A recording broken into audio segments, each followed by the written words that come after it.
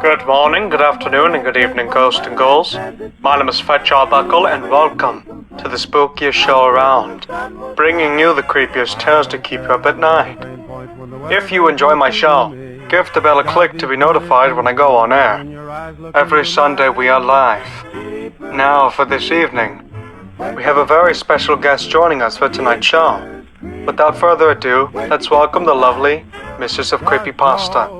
Hello, Fetch. Thank you for having me. It's wonderful to be here this evening. It's an honor having you here, friend. Now, before we get into the show, do tell us about yourself and what you do.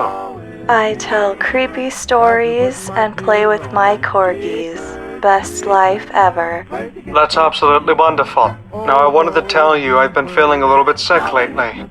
Oh, yeah? Yes, the doctor might come by later. I see. Also, did you hear that? I have no idea what you're talking about, but my apologies.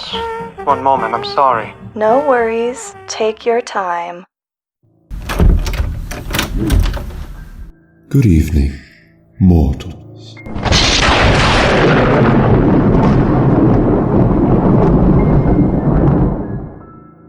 Seriously, where the hell is that coming from? I'm glad you came. Please come in. Thank you for having me. Now, what seems to be the issue? I just feel under the weather, Doc. Well, let's take a look, shall we? My. This doesn't look good at all. Well, give me the news, Doc. What is it? I'm afraid you have company at the moment. I don't feel comfortable disclosing your information. I'll be back later to talk in private. Now you, young one, do you need a checkup?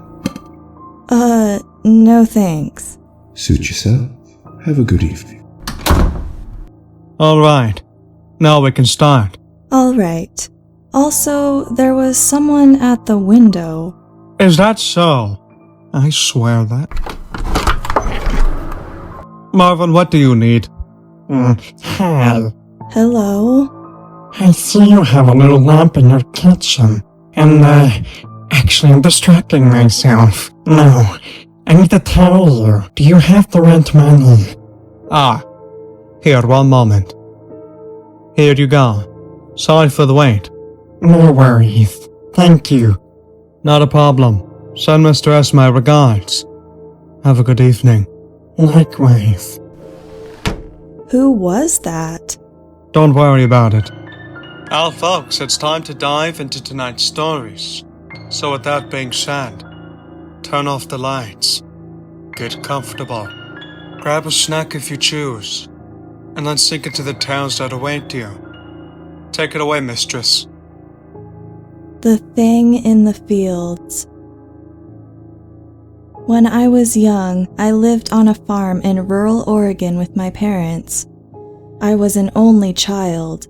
We weren't a big commercial farm, just a family-type thing. We had 5 cows, 3 horses, a small herd of goats, 2 dogs, and 1 chicken coop. We also had some Indian runner ducks we kept mostly as pets. We didn't really make any money off the place, just enough to sustain the animals and a little extra for ourselves. Money enough to take a decent vacation every couple of years. Dad had his other job in town, an insurance agent. He was the only one around, really. The town wasn't more than about 1,500 people. Mom gave horse riding lessons as well. We weren't rich, but we were comfortable. It was really an easy life, or at least it could have been a lot worse. I went to school, Dad went to work, Mom took care of the animals, then we all had dinner together every night, and I would go to bed while Mom and Dad had a beer or 2 and watched the news. Sometimes at night, I would hear things outside, mostly just normal stuff. The cows or horses would get spooked by a coyote or something, or I would hear the dogs chasing a rabbit, barking their heads off. Every once in a great while, we would find a chicken dead. Dad would always tell me about it, but never let me see the body, although I asked frequently. He would keep Mom and I inside until he had gone out, did whatever he did with the body, throw sawdust over any blood, and then life would go on as normal. I assumed it was foxes, as I had seen a couple of them out in the pasture over the years, slinking around back and forth through the grass. The summer when I was 10 years old, I remember helping Mom change the bedding in the horse stalls when we heard a huge racket going on outside. If you've never heard the sounds of a horse in pain, you don't want to, trust me. It sounds almost like a person screaming. Well, that's what we heard, and one of our horses, the Palomino, came running into the barn with a wound on its left thigh. 4 long marks, like claw marks, ran across its body for about a foot. It had blood running down its leg and was limping. I was so scared by the sight of that much blood that Mom locked the horse in a stall and made me go inside with one of the dogs. She told me to lock the door and stay inside until she came in to get me. I did. Eventually, Mom came inside and told me that the horse had hurt itself on the barbed wire that ran the perimeter of the pasture. We owned more land beyond that, but it was mostly forested.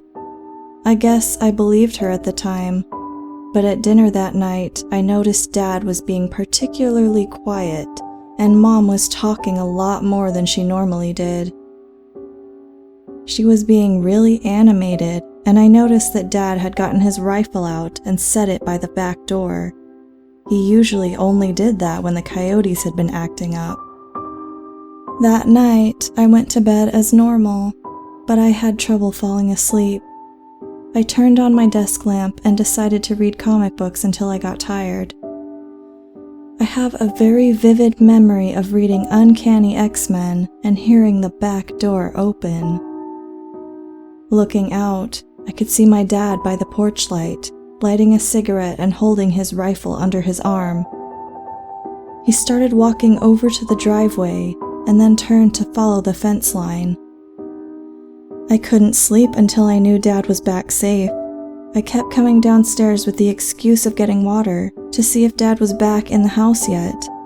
And each time, all I saw was Mom sitting on the couch in the living room, staring at a blank TV screen and looking worried, sighing occasionally.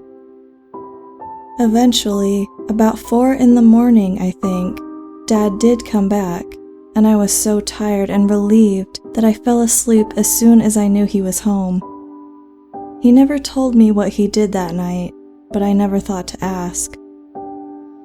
2 months later, I was back in school. It rains a lot in Oregon in the fall, and this day was no different.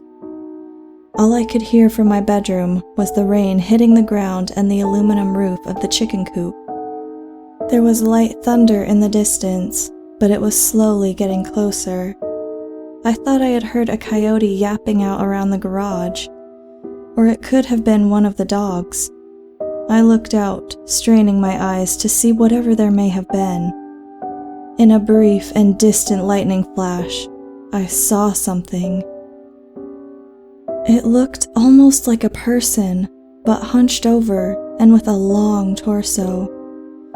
It was tall, taller than Dad, who was a good 6'4" at least. I just barely caught a glimpse of it on the near side of the garage. Then the light faded and I didn't see it again that night. There was another dead chicken the next morning, the third in just as many weeks. I told Dad what I had seen the previous night. The color went out of his cheeks momentarily until he told me that the storm must have been playing tricks on me. I accepted that. 4 months after that, we lost a cow. It was in the middle of the night, and we all woke up at the same time. There was a lot of noise in the pasture, but only briefly. The cry of a dying animal, and a primitive, guttural yell that I had never heard before. Dad rushed up to my room. I could hear him running up the stairs to my room. he had his rifle in hand and opened my door. He saw I was awake and told me to stay inside no matter what and try to go back to sleep. I don't think I have to say that sleep wasn't really an option any longer, but I did stay in my room with a blanket held tight around my shoulders and staring out the window. Probably about 10 minutes later, I heard gunshots in the field. I don't know what he was shooting at, whether it was whatever had attacked the cow or the cow itself, trying to put the animal out of its misery. Dad rarely, if ever, talked about that night. I later found out that he had gotten to the cow only to find it ripped open on the ground, bleeding out from its torso. The shots I heard were him shooting the cow in the head. It kept going on like that. For years. A chicken or a duck here and there. Something bigger only very rarely. It sounds absurd, but I almost came to think of it as commonplace. I only ever caught glimpses of the thing until what comes next. It terrified me. It happened in the middle of the day, over the course of a long weekend when my parents had gone to Seattle to see my uncle who was ill. It was on a Saturday afternoon. I was 17 years old. I was out in the barn putting out food for the horses and the dogs. The horses were running around in the pasture, and the dogs were asleep in the corner of one of the horse stalls. I heard something rustling in the tall grass outside in the pasture. The dogs looked around a little bit, but didn't seem to mind. I assumed it was just one of the horses waiting for me to leave so they could eat. I kept going about what I was doing, and in several minutes, I thought I heard breathing. I turned to look, and it was standing in the door. Tall as hell, even hunched over, the sun was streaming in behind it, lighting up all the dust in the air around it like some kind of sickly halo. It was looking at me, considering me. Maybe it was trying to decide whether or not I was food. I remember swearing, turning, and running as fast as I could for the house, not even thinking. Panic causing my legs to move. It was behind me, not even breathing hard. I heard its feet hitting the ground in a constant rhythm. I got to the house, opened the door, slammed it behind me, and locked it as fast as I could. I tore through the house, locking every door and drawing the blinds on every window. I could hear it snarling outside the back door. The dogs were barking at it, but they wouldn't try to attack the thing. It was too big, and they knew it. It roared at the dogs, and they ran off, probably to hide in the pasture. I went to my parents' bedroom and got Dad's rifle. I loaded it, set up a chair in the living room facing the back door, and waited. It started prowling around the house. I could hear its feet crunching on the gravel of the driveway and the wooden planks of the back deck. It kept walking, back and forth. I thought about trying to look through a window to see it, but I was too scared. Eventually, after hours of hoping it would go away, the sun went down. I turned on all of the outside lights and went up to my room.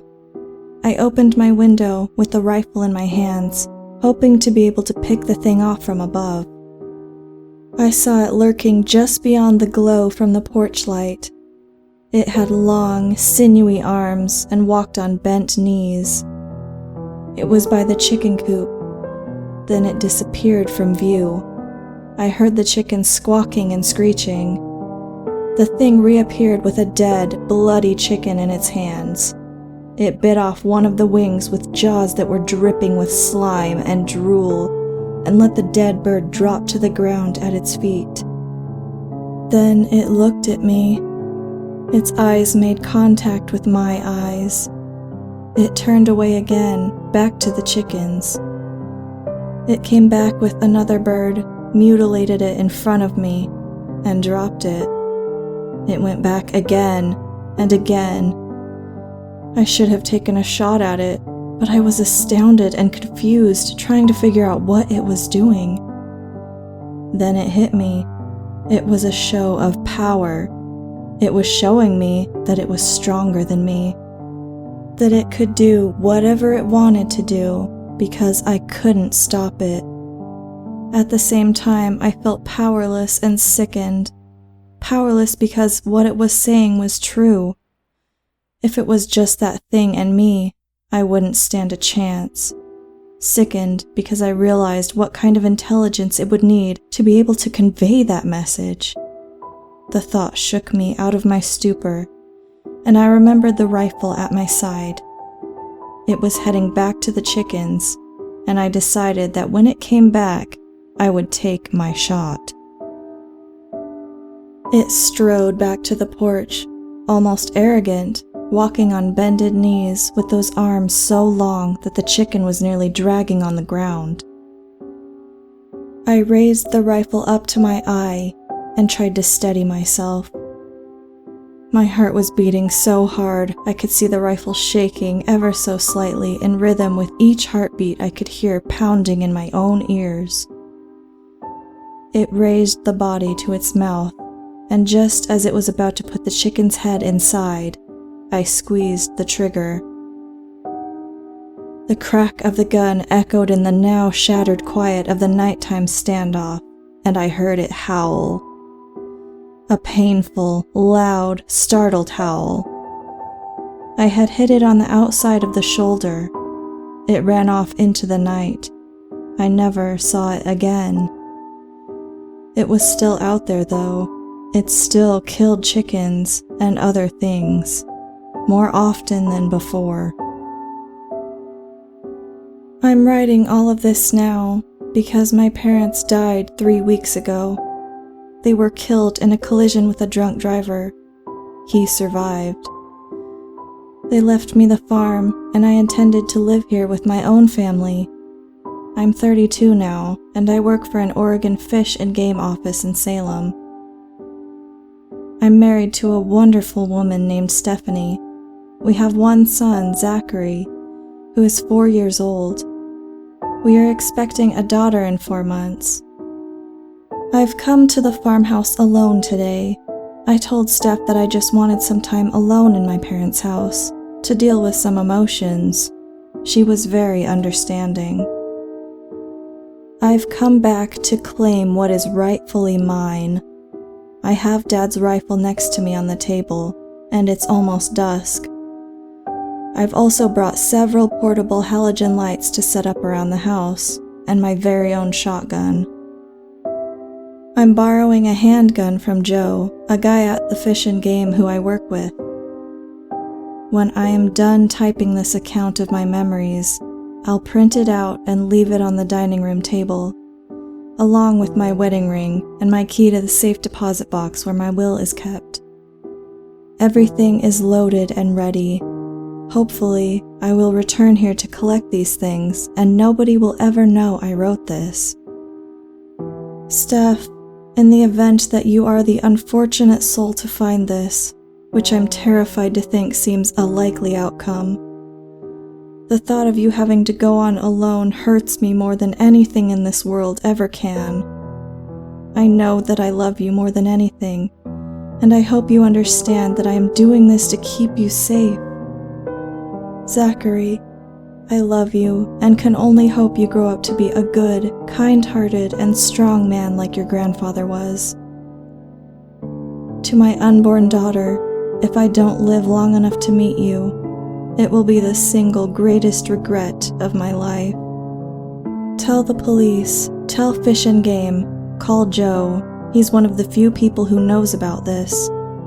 Make this situation known. Eventually, someone will kill it, even if it isn't me. Goodbye for now. Well, that wraps up today's interesting show. I hope you all enjoyed today's episode. Also, special thanks to Mistress of Creepypasta for joining me this evening. If you guys want to give her channel a visit, I highly suggest you do. She has a variety of content that will captivate you at first sight. I'll link her info in the description below. But that's all for now. Thank you for tuning in and tune back in next Sunday. My name is FetchArbuckle. My name's Mistress of Creepypasta. I'm the Creeping Hour. Signing off. Hello, Fetch.